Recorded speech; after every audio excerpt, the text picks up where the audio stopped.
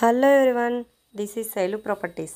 ఈరోజు మీకు మణికొండలో ఒక మంచి రెంటల్ ఇన్కమ్తో ఒక ప్రాపర్టీ మీ ముందుకు వచ్చేసిందండి.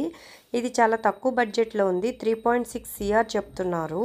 200 స్క్వేర్ యార్డ్స్లో కన్స్ట్రక్షన్ చేశారు. G+2 అండి. ఇది యాజ్ రూల్ ప్రకారం పర్మిషన్ G+2 ఇచ్చారు. సో వీళ్ళు G+2 కట్టారు. మనకి 1,40,000 వరకు రెంట్ వస్తుంది.